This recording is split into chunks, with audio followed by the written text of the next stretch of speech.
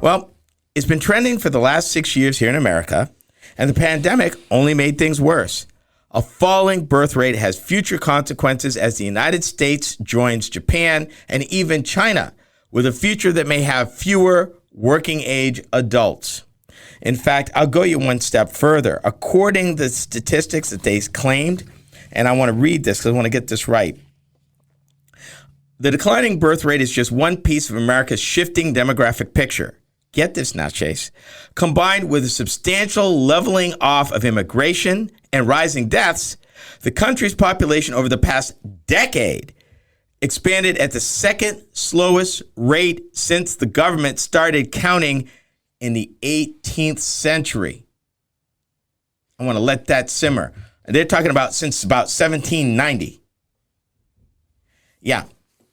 People had originally assumed that, oh boy, people are at home, couples are at home. Yes. It's going to be a baby boom in 9 months. Guess what? No.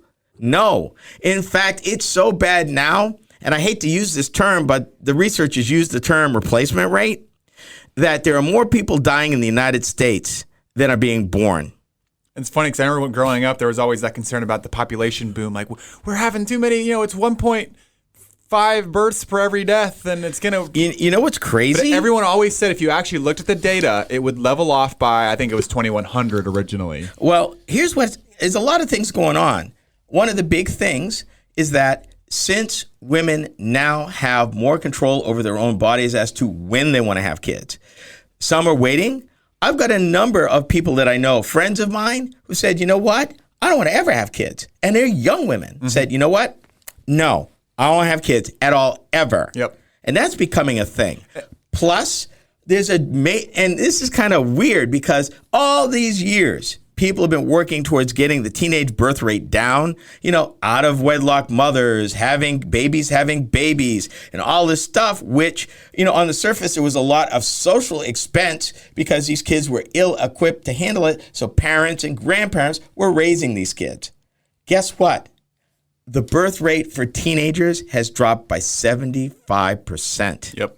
And I'm happy this article covered it. I see he was a female author because any of these articles that discuss it without discussing our lack of paid maternity leave, our lack of, some sort of national type of health insurance, child care, our student debt, because those are people that are probably getting ready to have kids, if they're in college. If you're buried in student debt, odds are you're not thinking about having a kid. Yeah. You can't afford it. And with the ability to now decide when you want to have a kid. Rent costs, housing costs. Yeah. This started happening even before the recession, and it's gotten worse since then. But, people are saying, okay, Ken, why would you talk about this on a mobility show? You know what? I'm glad you asked me. Paint this picture. Right now, with these falling birth rates, we're setting a stage for a problem in roughly 15 to 20 years. What does that mean? Fewer people in the workforce.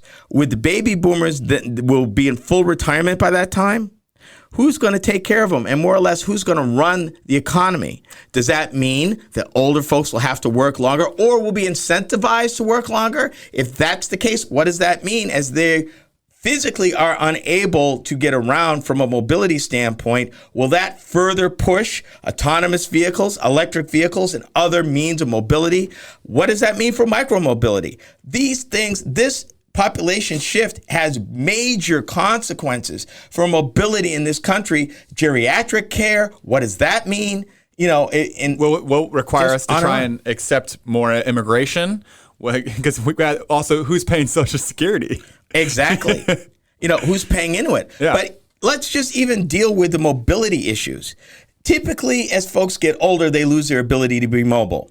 We know because we've reported here at length the ways that autonomous vehicles and semi-autonomous vehicles are now just at the very beginning to change that picture.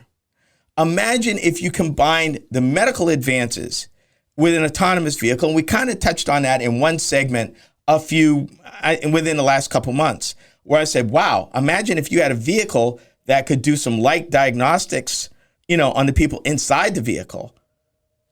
What does that mean if you're an older person that wants to get around? Yeah. But, physically can't do it. The legs don't work. The arms don't work the way they want to.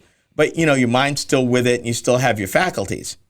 Does that mean now that you will be incentivized with a falling employment because people aren't available to work? There's just nobody there to do that. And if so, what will business have to do to accommodate, from a mobility standpoint, older Americans who have certain diminished capacity? What makes it even more prevalent is because we're talking down the line. We're having employment issues right now. We are. And I've read a lot of things that I find, wholeheartedly believable about COVID made people reevaluate the kind of work they do and what they get paid and what they deem worth it. And, we're looking at life in a totally different way now after this year of loss and working from home. And, people aren't maybe just going into the same old jobs that they used to. They're trying to look for something new. They're trying to look for something different. And that all factors into all of this too. Well, consider this. A cautionary tale is Japan. Japan has been in this downward spiral for 20 years. So the government has made dating apps to try and get them to have kids. And it's not happening. No.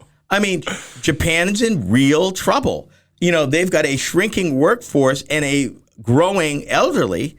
What does that mean for mobility? And will this mean a rise of, say, robotic assistants? Is that become an industry now that just booms because it fills the gap? I mean, there's a whole bunch of things. Will companies, instead of saying, normally 65 is when we'd expect you to retire, but you know what? We're going to pay you extra money if you work another 5 years. Yeah. We're going to put hard money on the table. We'll up your medical care, or we'll give you extra benefits, or we'll give you cushier routes or something. It should be interesting to see how this pushes mobility in general and work in particular. It's so funny how most of the fears of AI throughout the years is that workers will be replaced. And now I'm not totally pushing that fear beyond, but I think we're getting to points where it's like, we need the help. We're gonna have to learn how to coexist. Yeah. I don't see how we get there with this coming, because this is not a problem you can just fix. Yeah. This doesn't happen in like a couple of years and everything's better. Decades. Doesn't work that way. It took decades to get here. We're on 20 years now with this falling. A hard 10 years since the recession, because they said it didn't get better, it got worse. The recent hack